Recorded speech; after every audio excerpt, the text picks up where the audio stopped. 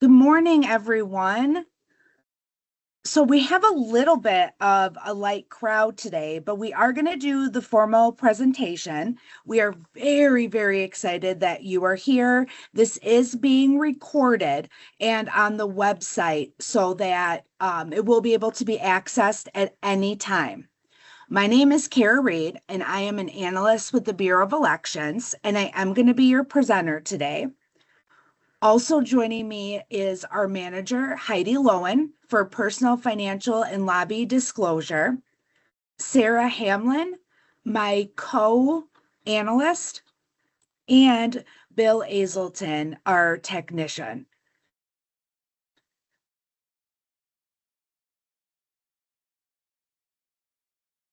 This training is broken up into two distinct training areas and will be recorded, like I said, and uploaded to the webpage. The first part of the training will focus on PFD statute, filing requirements, and resources available on the PFD webpage. Now, the second part of the training will cover MiTN.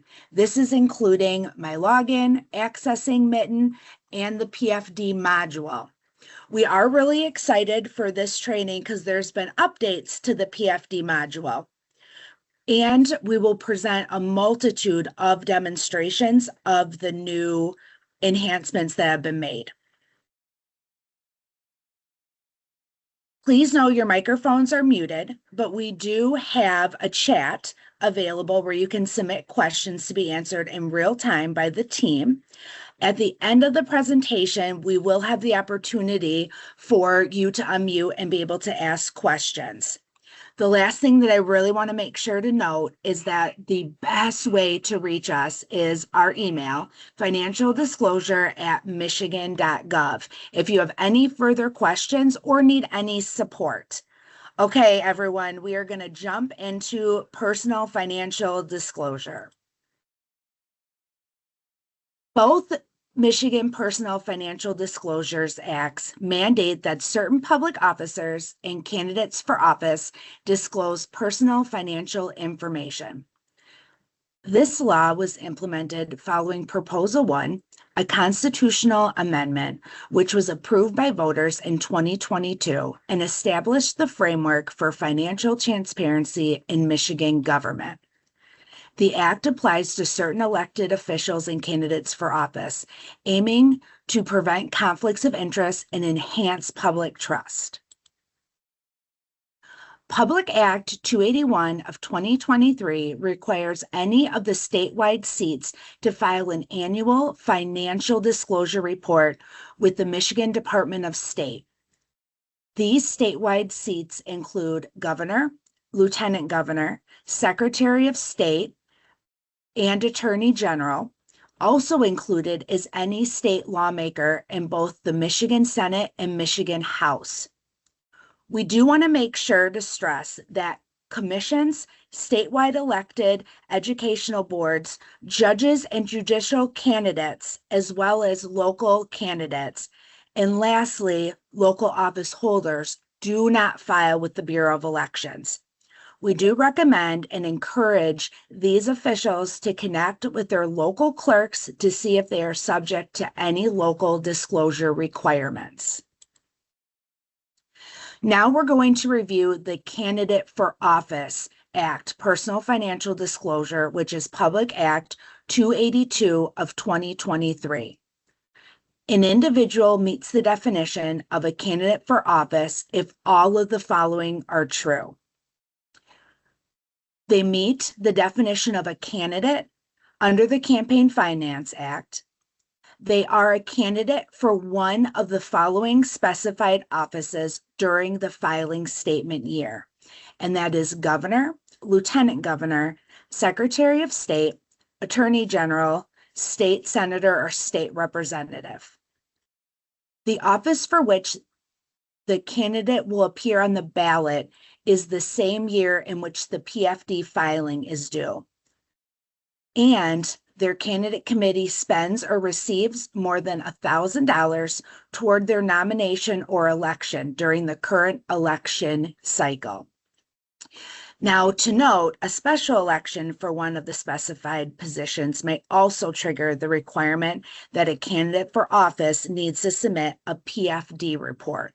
It is also very important to stress the Act prevents a candidate for office from being seated after elected if the candidate does not file a financial disclosure report.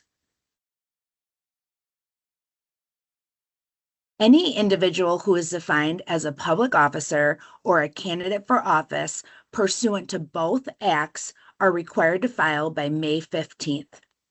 If a candidate for office files a statement of organization for that candidate's candidate committee after May 15th, and it is in order to be nominated by a political party and occurs at the political party's nominating convention, then the PFD report must be filed no later than 15 days after that candidate files the statement of organization for that candidate's candidate committee. That was a lot, you guys. So if you have any questions about that, please add them in the chat. Individuals who hold one of the above public offices and are also a candidate for office in a given year satisfy the filing requirements under both acts by submitting one PFD report as a public officer. Additionally, any public officer who leaves office must report to the department any future employment that is to begin within 1 year of leaving office. This must be reported within 10 days after entering into any agreement or arrangement related to future employment. The reporting period for PFD is shown on this slide. The statement year is the year you are submitting your disclosure report, and the reporting period is the year prior. The deadline for the 2026 PFD report is approaching, so when a filer is completing their disclosure, they will use their financial information from 2025. There are mandatory reporting requirements for both acts. These include filer name, mailing address, and contact information. Once you get into the disclosure areas, you will only disclose information that pertains to you.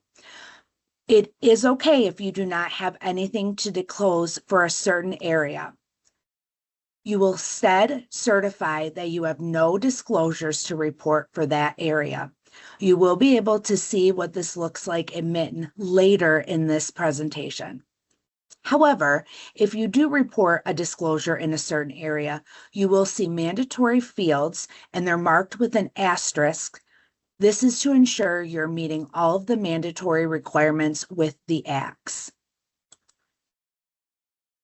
Now, there are also optional fields within MiTN. This provides that the financial disclosures required by the acts represent a minimum expectation of transparency. And individuals are encouraged to make financial disclosures in addition to those required by the acts. While any information disclosed must be accurate, there is no statutory or constitutional requirement to provide information within these fields. The areas of the disclosure include employers and earned income, employment agreements, positions in organizations, assets, real property, unearned income, securities and investments, liabilities, interests with state contracts. Now, if the filer is married, they must disclose if their spouse was registered as a lobbyist or lobbyist agent during the reporting period. Now, public officers have two additional areas of disclosure, which include blind trusts and lobbyist interaction. In MiTN, if you are not a public officer, blind trust and lobbyist activity will not appear in your disclosure. The same is true for a spouse lobbying activity if you do not have a spouse. Now, we are going to deep dive into each of the disclosure areas. First, we will review employers and earned income. For this disclosure, a filer must disclose names and addresses of employers, their position, and the occupation of their spouse for all sources of income that the filer or their spouse earned $1,000 or more in annual income. Other sources of earned income and other common types of earnings from employment are included in a MiTN drop-down menu. There is also an opportunity to describe other earned income types that are not listed. Filers on a voluntary basis may disclose the amount of earned income, whether they have ceased that employment or earned income, and other optional disclosures and clarifying information. We did touch on this disclosure just a few slides back when a filer is a public officer. Candidates for office and public officers have the same reporting requirements for this disclosure. If you have an employment disclosure when you enter a record in MiTN, you will again see mandatory fields and optional fields available to you. When looking at positions and organization disclosures, filers are not required to disclose positions held in any religious, social, fraternal, or political entity. This includes as well positions that are solely of an honorary nature. Their position held as a public officer in the state of Michigan is not required to be included in their disclosure. The next disclosure is assets. Filers must disclose a list of each asset held for investment or production of income with a fair market value of $1,000 or more during the reporting period. For purposes of the report, real property is disclosed under the real property section, not the assets section. The amendments to both public acts have made all value disclosures optional for public officers and candidates. MiTN provides a list of potential investments or income-producing entities to aid in the reporting of assets. Please know this does not require a filer to report all items in the list. A filer is required to only disclose one or more of the listed assets if the filer determines one of those items meets the requirements listed in the above definition. Our next disclosure we will review is real property. Filers must disclose property in which the public officer holds an ownership or other financial interest when property has a fair market value of $1,000 or more during the reporting period. A filer report must identify the location of the property, but may exclude the street number of a parcel of real property. Filers may disclose the values of property on a voluntary basis. Now on to unearned income. Filers are not required to disclose any source of unearned income that does not exceed $200 during the reporting period. Filers are not required to disclose inheritance money or a familial gift. On a voluntary basis, filers may disclose the amount of income received from the unearned income source and may also describe other unearned income types that are not listed. Security and investment disclosure is required if the security has a total aggregate fair market value of $1,000 or more. Filers must indicate the type of holdings, investment, or fund name and address to identify the investment. All value disclosures are optional for public officers and candidates. Filers are not required to disclose a stock in a widely held investment fund, including, but not limited to, a mutual fund, a regulated investment company, a pension, or a deferred compensation plan, and any any other investment fund if both of the following apply. Either the fund is publicly traded or the assets of the fund are widely diversified. And two, the public officer or the public officer's spouse does not exercise control over the financial interests held by the fund. In MiTN, you will see a list of potential securities and investments included to aid in reporting.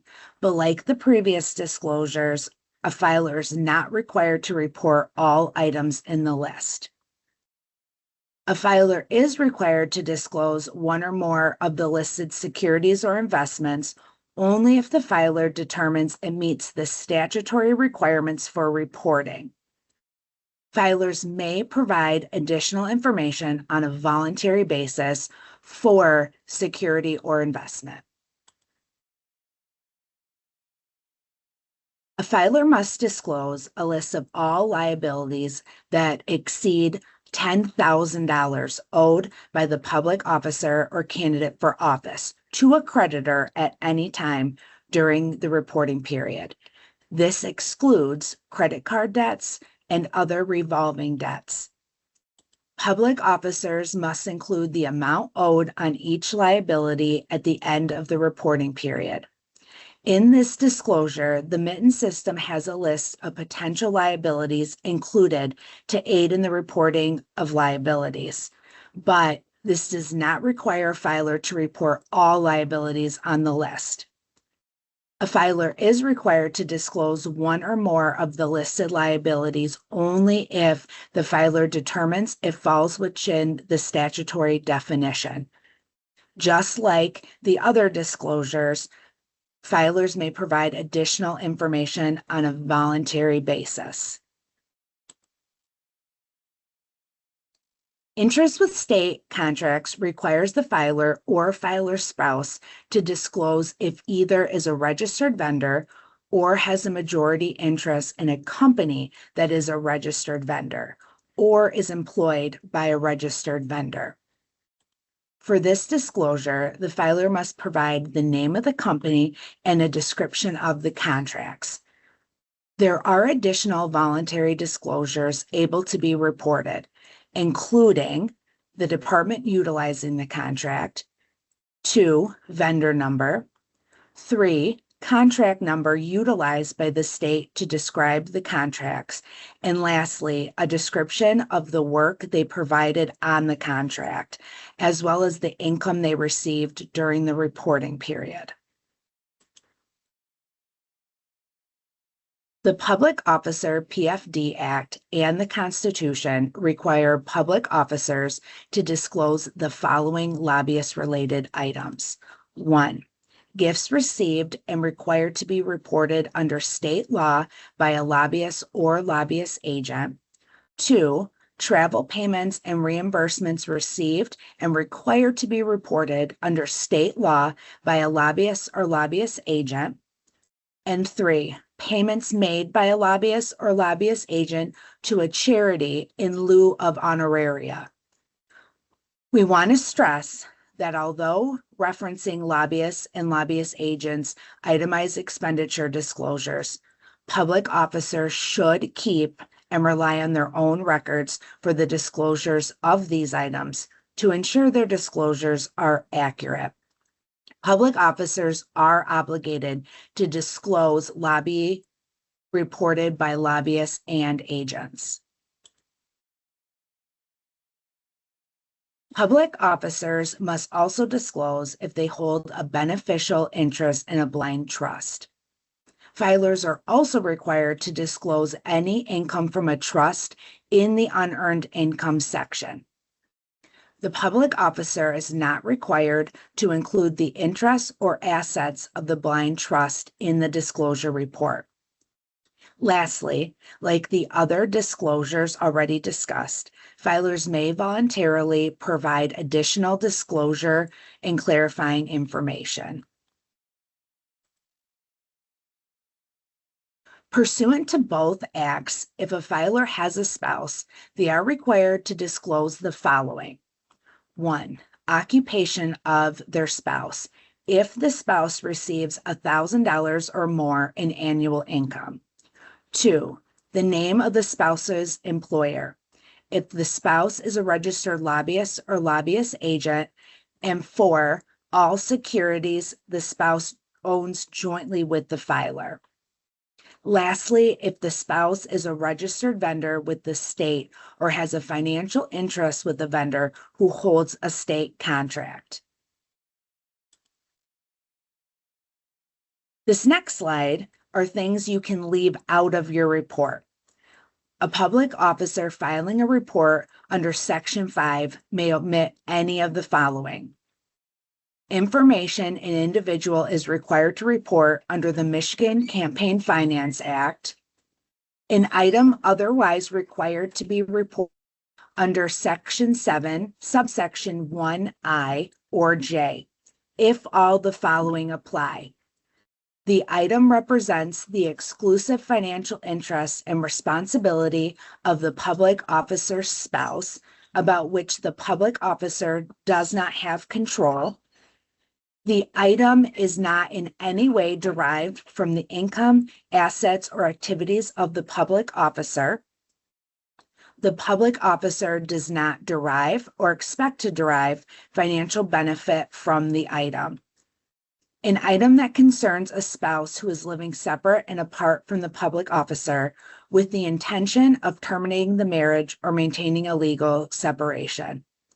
An item that concerns income of the public officer arising from dissolution of the public officer's marriage or a permanent legal separation from the public officer's spouse. The state of Michigan has created an online platform to submit an electronic personal financial disclosure. This is called the Michigan Transparency Network, or MiTN. Filings will be completed online through the MiTN system or submitted via email using the PDF form found on the Personal Financial Disclosure website. This has been created in accordance with Section 6 of both acts. Paper reports cannot be dropped off in person or mailed. The emailed reports do not show on public search, but are uploaded to the PFD webpage, and I will be able to show this during this presentation.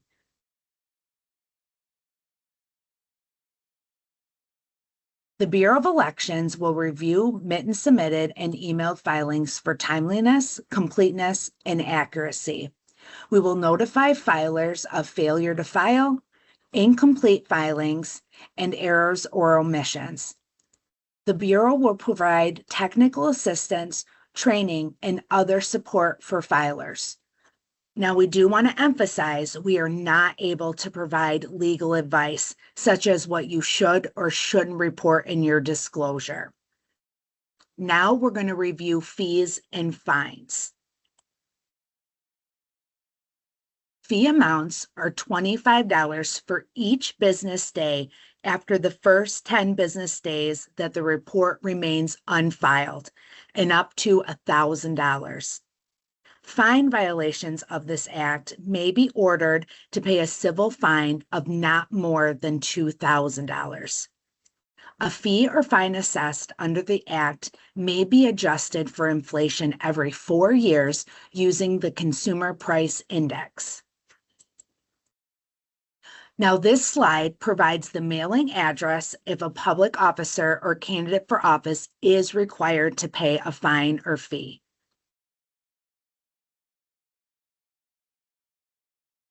We're now going to look at complaints. There are 4 steps when filing a complaint. 1, the complaint must be signed by the complainant. State the name, address, and telephone number of the complainant. State the name and address of the person alleged to have violated the acts. Describe how the relevant act was violated and include evidence to support the allegation. The complainant will certify that to the best of their knowledge, information, and belief, formed after a reasonable inquiry under the circumstances, each factual contention of the complaint is supported by evidence. The person against whom the complaint was filed will be provided an opportunity to submit a response to the Secretary of State.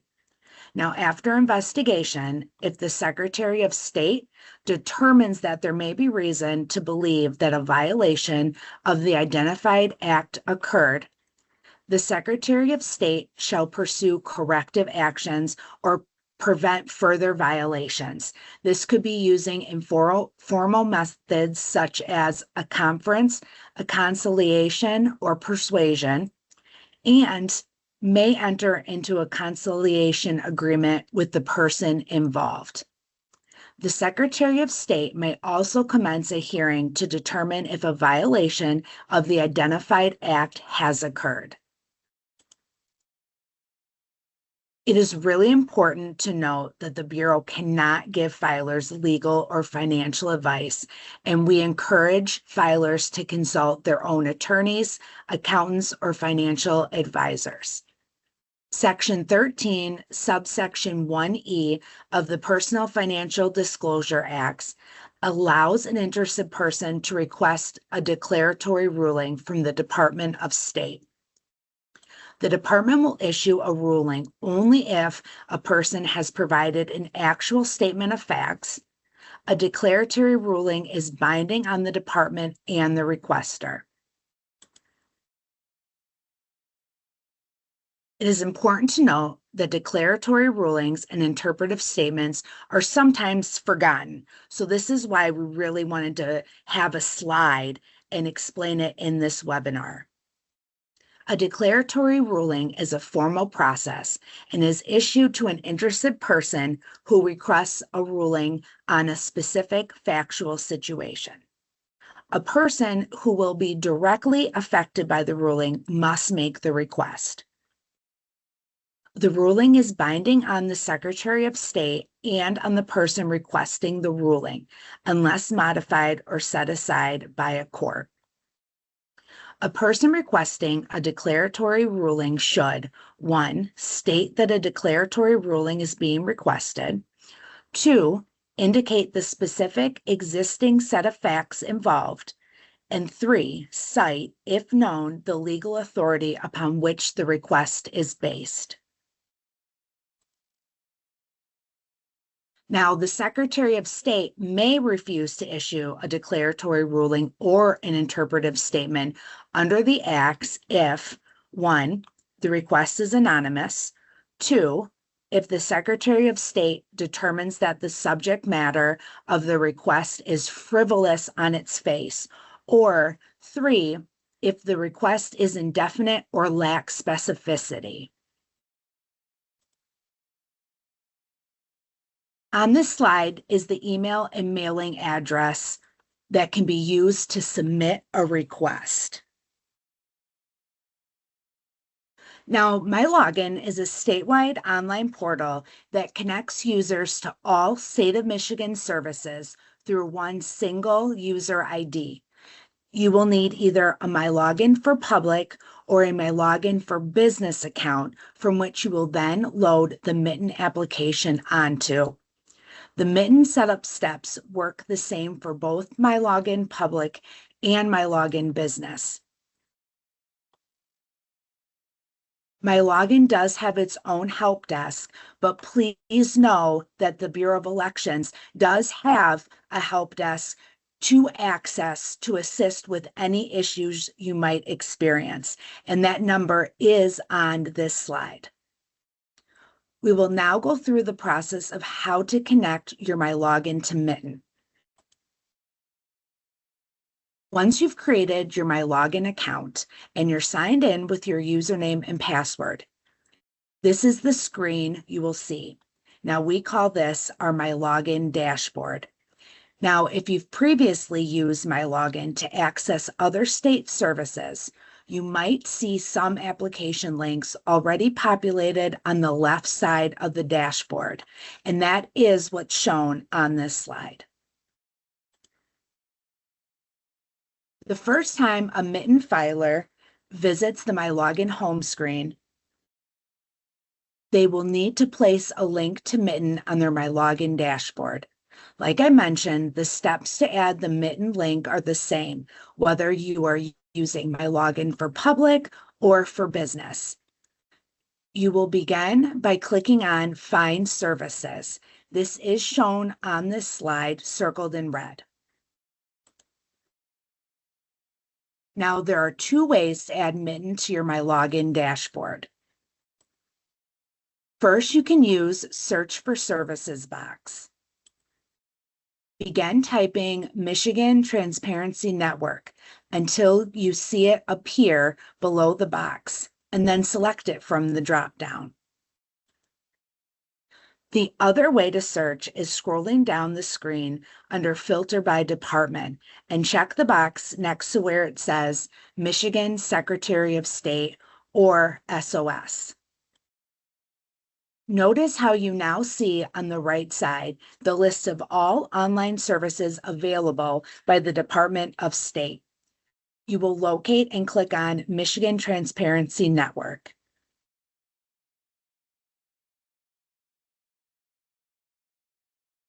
Read and agree to the terms and conditions, and then click Request Service.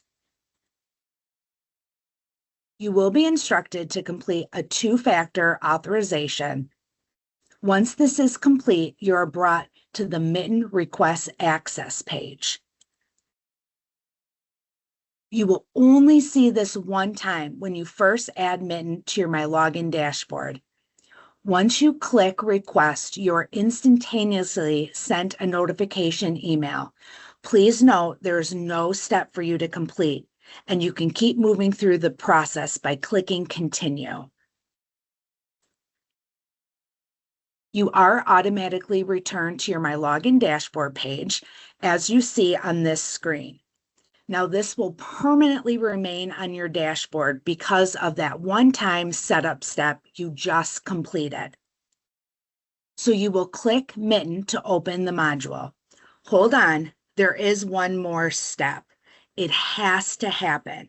My login needs to handshake with the MiTN platform to identify itself as to who you are and how you are to be identified inside of MiTN.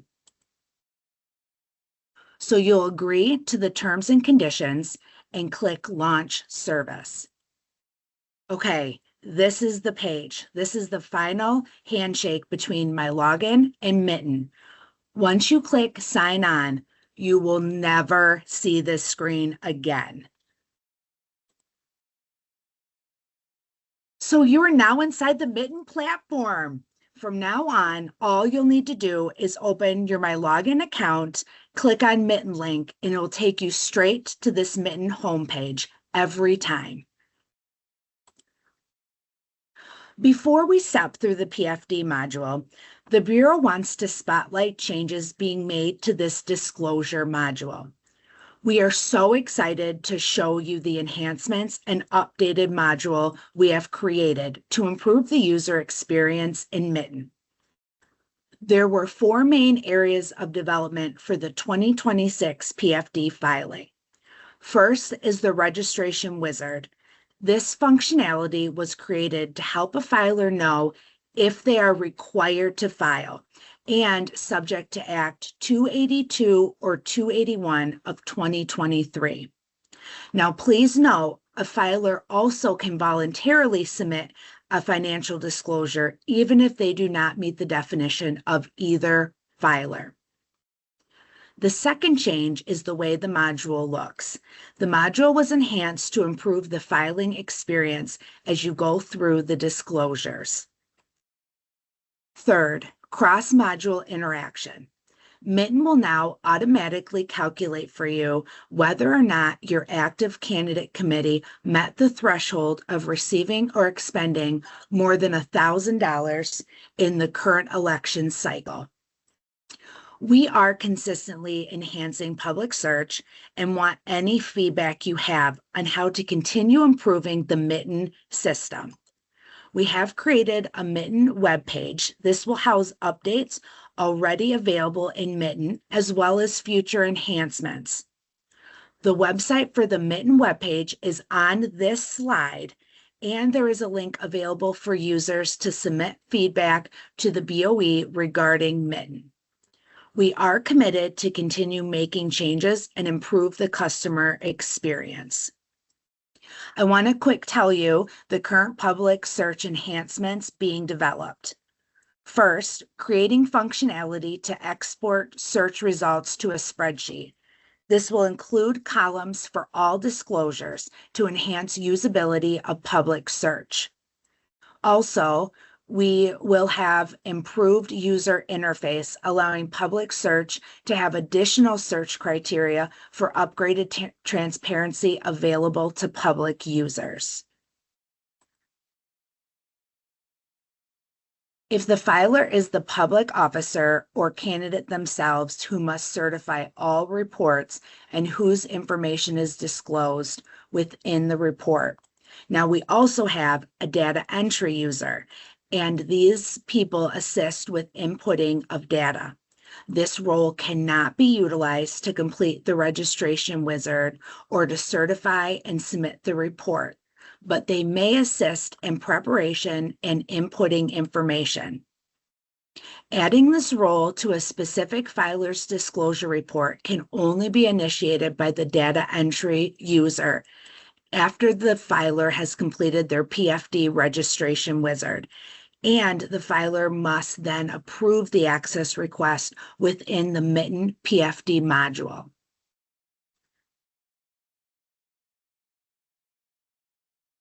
The first new feature of MiTN is the registration wizard. This functionality, as I explained before, was created to help a filer determine if they were required to file and which act they are subject to. A filer also can voluntarily submit a financial disclosure even if they do not meet the definition of either filer type. So based on the information inputs into the wizard, you will be assigned one of the following filer types. 1, public officer. 2, public officer and candidate for office. 3, candidate for office, or lastly, neither a public officer nor a candidate for office. We do want to stress that you can revise a completed wizard as many times as you would like. So I'm going to demonstrate how the wizard works and what you can expect to see when you complete the registration. I am going to be walking through all 4 of the filer types and what a user will see when they're in MiTN. Once you're logged into MiTN, you will select the Personal Financial Disclosure module. The page will open to the dashboard and you will start your financial disclosure report by completing the registration wizard. A filer will select Start Registration Wizard. Once this is clicked, you're taken to the Personal Information screen. You see on the left-hand side the Progress Tracker, which informs a filer of requirements for the registration wizard. The wizard is intuitive and provides a filer step-by-step instructions for accuracy of the registration wizard. A few important facts of the wizard. The information entered is self-reported, and even if a filer does not meet the definition of a public officer or candidate for office, a voluntary disclosure may still be submitted. You will only need to answer questions of the wizard until you no longer meet the definition required to file. Once the wizard is completed, you'll either complete the wizard or start your disclosure. You will have the same buttons available regardless of the results of your wizard. There are required fields which have a red asterisk and then optional fields as well. I am using the name PFD and the last name Training 1 for this demonstration. I will enter the required information, which includes an email address, phone number, and address. At the bottom of the screen, there is static text with the statute to inform a filer of differences in reporting requirements depending on whether you meet the definition of a public officer or a candidate for office. We will now click Save and Next. We are now at the statement year page. You will see there is a table to assist a filer in completing the wizard for the correct statement year. I am selecting 2026 and married. You'll enter the information of your spouse. First name and last name is the only information required. Then click Save and Next. This next page is where we will disclose whether or not we are a public officer, and if we are, which office we hold. I'm going to say, yes, I am a public officer. New fields appear where I can identify what type of public officer I am. If a filer selects governor, lieutenant governor, secretary of state, or attorney general, these will default to statewide for the district. If I select state representative or state senate, the filer will be able to see all districts in the dropdown and select the correct one. I'm going to select Secretary of State as the position I am currently holding. For this demonstration, I'm going to say no, I will not be running for one of the above positions, and the position you are running for will appear on the ballot. When I select no, the results show that based on the information I provided, I meet the definition of a public officer and must file a personal financial disclosure report by May 15th.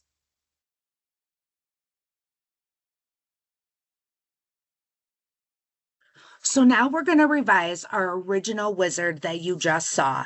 We're going to go through the screens you can expect to see if you do not meet the definition of a public officer nor a candidate for office. I am now going to demonstrate how to revise a registration wizard. I'm going to click on the completed wizard from the dashboard. A pop-up appears where I can review what I previously entered into the wizard. Since I do want to change my information, I will click Revise Registration. I will first review my personal information. For this demonstration, I have no changes, so I will click Save and Next. I am back at the statement year page. I am not changing my statement year and I am still married. So I will click Save and Next. Now I will see the answers that I previously disclosed. I'm going to indicate for this demonstration, I do not currently hold a position required to report, and I am not running for office. This time, a pop-up shows indicating I do not meet the definition of a public officer nor a candidate for office. I may be required to file a report later this year if one of the following occurs. I am nominated at a political party convention for a state office and spend or receive more than $1,000, or I form a campaign committee for an election being held this year and spend or receive more than $1,000.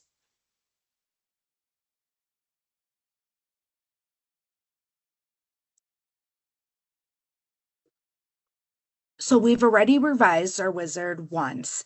And earlier in this presentation, I did say that we can revise the wizard as many times as we like. So this time we're going to see what a filer will see if they meet the definition of a candidate for office. We will now revise our registration to show what the results of the wizard will show if you meet the definition of a candidate for office. From the dashboard, I will click on the last completed wizard. Again, I see a pop-up that gives me the opportunity to review what I previously reported. Since I have to make changes, I will click Revise Registration. I am now able to review my personal information and determine if I need to make a change. Since I do not need to make a change, I will click Save and Next. The next screen is the statement year. I do not have any changes to make, and I am still married, so I will click Save and Next. Just like the previous demonstrations, I am able to see the answers that I previously disclosed. For this demonstration, I'm going to say, no, I don't hold a position, but yes, I will be running for one of the above positions, and yes, the position will appear on the ballot this year. I will select Secretary of State as the office I am seeking. You'll see it again defaults to statewide, and I will click Save and Next. I am really excited to show you guys this next part of the registration wizard. This is where a filer will disclose any active candidate committees. This is the last page of the wizard. I'm going to say, yes, I have already formed an active candidate committee. A table appears where you're able to search for all active candidate committees for the positions required to file a disclosure report. When we click Add a Committee tab, you're able to search for a committee by the ID, committee name, office sought, or by entering the candidate's name. I'm going to select Secretary of State in the Office Sought dropdown, then click Search. All of the active candidate committees with the Office Sought of Secretary of State now show in the table. You will see that there is also a Next tab that can be clicked to go to a second page. For this demonstration, I'm going to add the active candidate committee, Jocelyn Benson for Secretary of State. The committee now shows in the Selected Committees tab.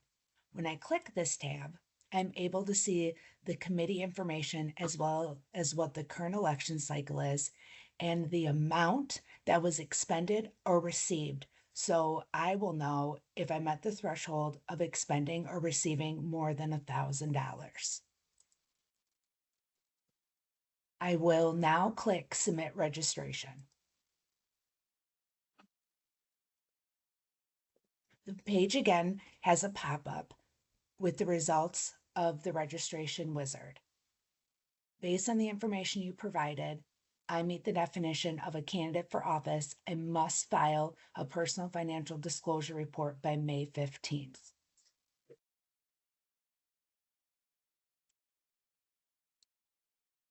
Our last revision that I will demonstrate is a filer type, public officer, and candidate for office. I want to stress again, if your filer type is this, you will satisfy both filing requirements by submitting your disclosure report pursuant to the Public Officer's Personal Financial Disclosure Act. This is what this looks like in MiTN. For the final revision of the wizard, I will show the wizard results of a public officer and a candidate for office. From the dashboard, I will click on the last completed wizard. A pop-up will once again show what I previously disclosed. Because I do want to make changes, I will click Revise Registration. I am then able to review my personal information. Since I have no changes, I will click Save and Next. I have no changes to statement year, and yes, I am still married. So I will click Save and Next.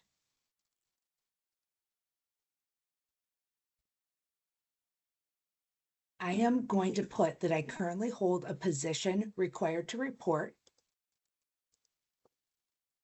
which I will choose Secretary of State. I am also going to leave the next question to yes. I will be running for one of the above position, and the position I am running for will appear on the ballot. Again, the office I am seeking is Secretary of State. I will choose Save and Next.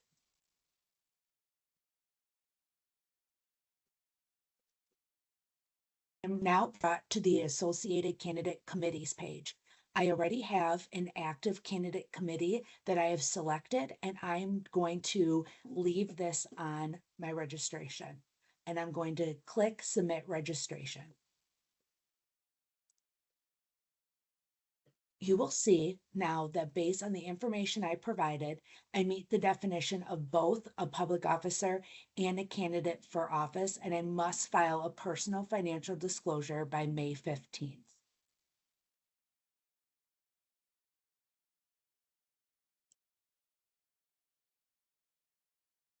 So as I talked about earlier in the presentation, we also have a data entry user role. An individual to request data entry access must have their own MyLogin. The filer must complete the wizard and register before a user can request access. Now, this is what that process looks like in MiTN. When requesting data entry access, a user will log into MiTN and choose the Personal Financial Disclosure module. It will then open to the dashboard. If the user wants to request data entry, they select Request Data Entry Access tab. Click the Request Access button.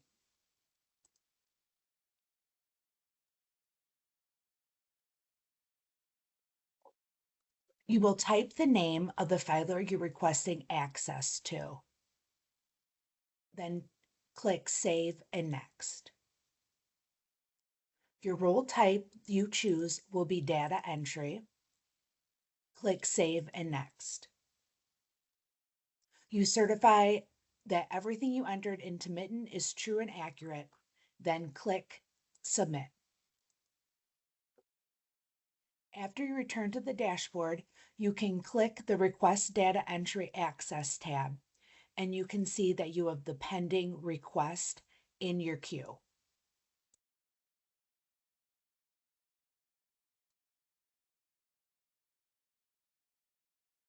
I also said earlier that a filer is able to authorize a data entry user to prepare their disclosure reports. So I will show what this looks like if you're a filer in MiTN. To approve a data access request, a filer will log into MiTN and select the Personal Financial Disclosure module. Your page will open to the dashboard and you will click the tab labeled Access. In that tab, you'll see data entry access to your disclosure report. To approve or deny a request, you will click Review and a pop-up shows. If a request is approved, you will choose Yes from the drop-down. If you are denying the request, you will choose No and click Save. For this demonstration, I'm going to select Yes, I am approving the request. I will then click Save. When you go back to the Access tab, you are able to see who has data entry usage to your disclosure. You will see that there is also a red button that you can click that says Revoke. When you no longer want a data entry user to have access to your disclosure, you click the button and they will no longer have access.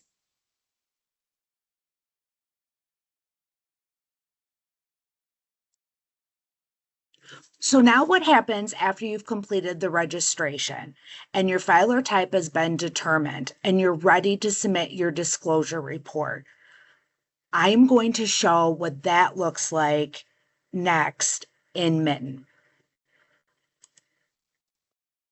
I am now going to demonstrate how to file a disclosure report through MiTN. From the dashboard, I'm clicking Create 2026 Disclosure. There is a progress tracker on the left, just like in the wizard. We have a handful of common disclosures, so I'm going to disclose those for this demonstration. They include employment, which is an example of earned income, property, which is an example of real property. Lastly, we will go to liabilities and disclose a mortgage and a vehicle loan. If you do not have a disclosure at any time throughout your data entry, you can click Save and Next, and you are not required to enter any disclosure. Each time you progress through a disclosure, you will see the dot turns green. It is important for me to note that each disclosure has a box to enter additional information for transparency, but these are not required. We will start with earned income. I'm going to click Add Earned Income button. Since I disclosed I do not have a spouse, only filer will show in this drop-down. Next, we'll click the drop-down for source of earned income. I am selecting employer since I'm disclosing my employment. In the required fields with an asterisk, I will add my position as an analyst with the Bureau of Elections, provide the address, city, state, and zip. You see at the bottom of the screen the text box to enter additional information. All disclosure entries will have a box to enter additional information for transparency. But I want to stress again, this is not required, but encouraged. I am going to add MiTN lead worker in this text box and then click Save.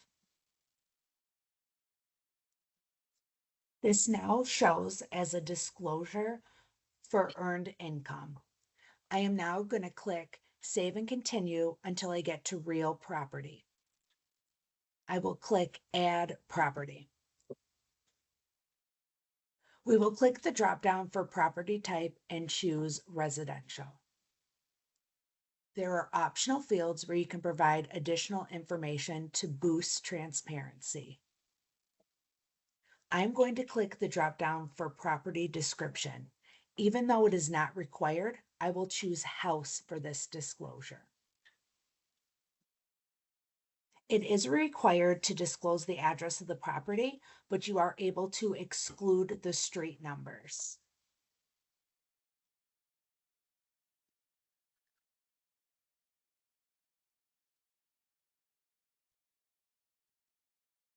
After the required fields are completed, you will once again see the additional information for disclosure and clarity. This is not required, but is encouraged to be used. We'll then click Save. Please note that when you miss a required field, it does turn red and not allow you to go forward. We will lastly add liability disclosures. I will click Save and Continue until I get to liabilities. I will click Add Liability. Open the scroll down and choose Mortgage. I am able to describe my mortgage for transparency, but it is not required. I will put PNC Bank in the creditor name field, as this is the financial institution that holds my mortgage for this demonstration.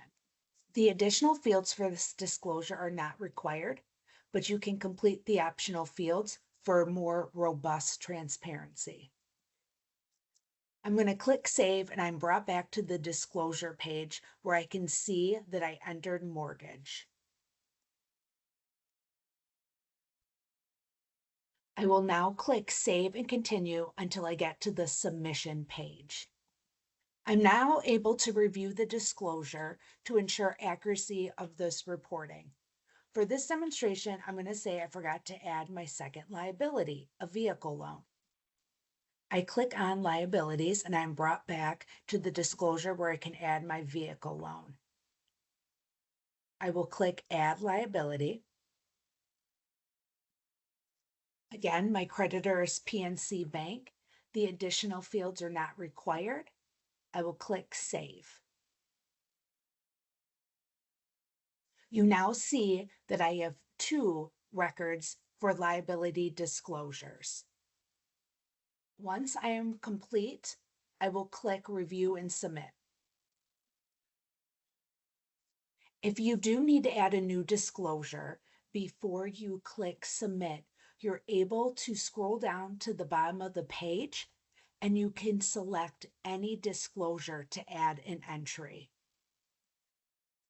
For any disclosure that has no entry, you will click the red box to confirm you do not have a disclosure.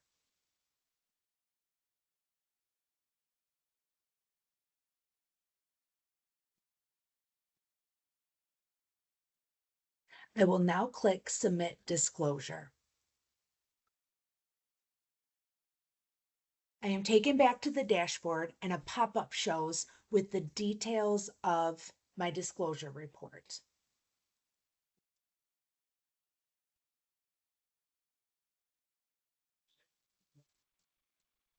If there are changes you want to make once the report is submitted, you will click the Amend Disclosures, otherwise select Close, and you're brought back to your dashboard.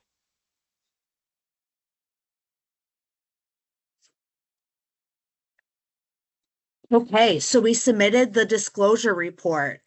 Oh my gosh, we need to make a change. So we are going to now amend our disclosure report. And this is how it looks in MiTN. To amend a disclosure, I will click the Disclosure tab and select the last submitted report. This will open a pop-up with the previously submitted report information.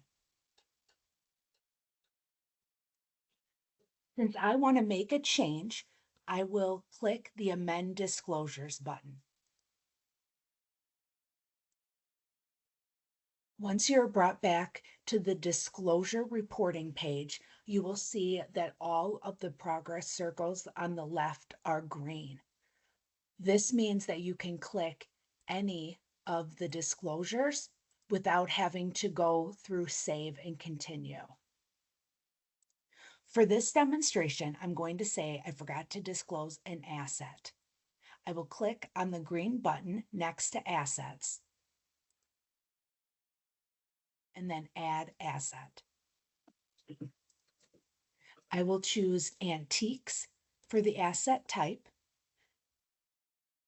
In the description of asset, I will add paintings from my great grandparents. Please remember that you are able to add robust detail to the text boxes for increased transparency. Once I complete the required fields, I will click Save.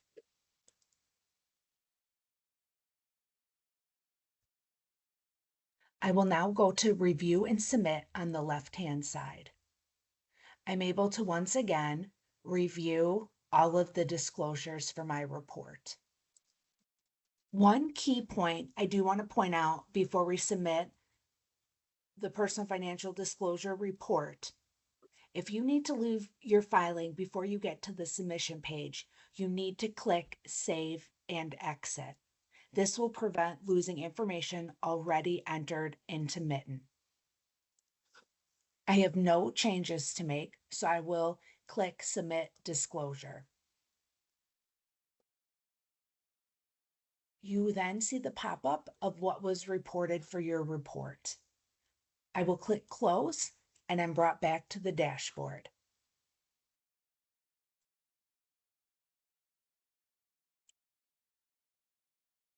One of the other pieces of PFD that we are working to enhance is public search. A public searcher is able to view what has been submitted in MiTN. It is important for me to explain that emailed PFD disclosure reports are not in the public search. Directly below the public search button, the emailed reports are uploaded to the web page, and this is shown on this slide. I am now going to show you all what the public search looks like and what you can expect to see.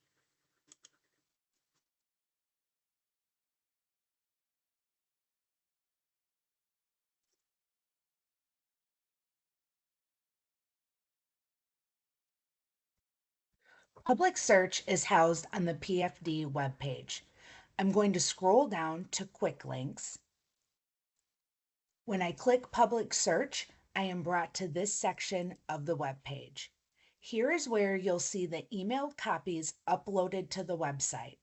There is also the green search button. This is where you will view MiTN submitted reports. Once the search opens, you have the option to search by filers, filings, or notifications.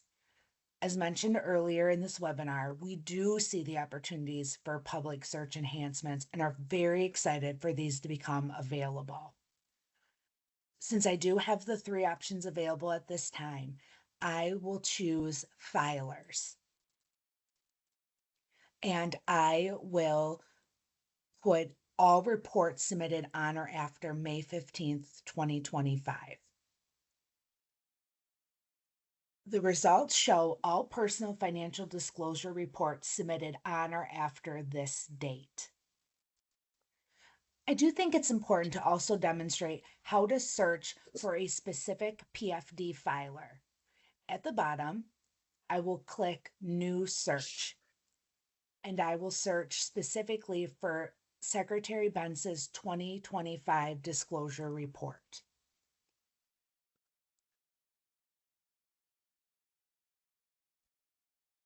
Her PFD record shows in the results. When I open the record, there are three tabs. The first is personal information, next is disclosure, and lastly, notifications. When I click disclosure filings, I'm able to open which report I want to view and then go down to each section to view what was reported for this disclosure.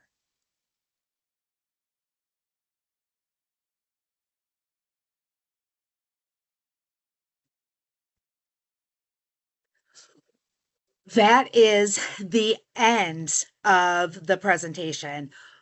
We, from our section, want to take the time to express how glad we are that you were able to join us. We will be conducting an additional training on May 4th, and you will be able to find the registration for this on the PFD website.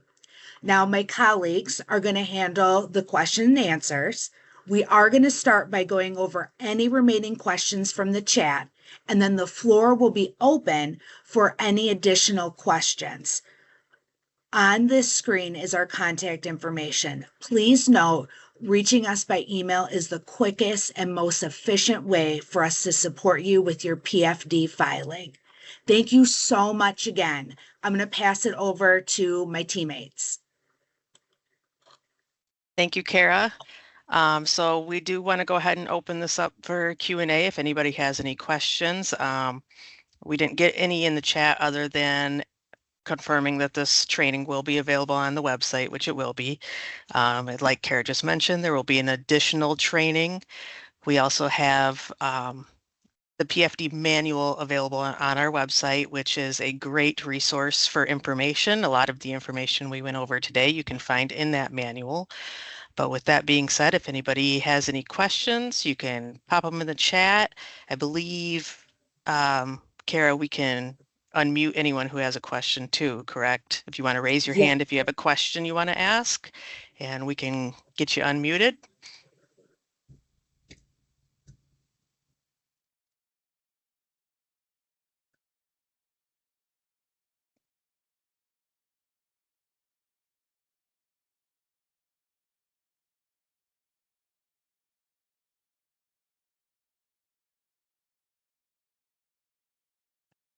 And if there's no questions, and I guess, Kara, that means you did an amazing training.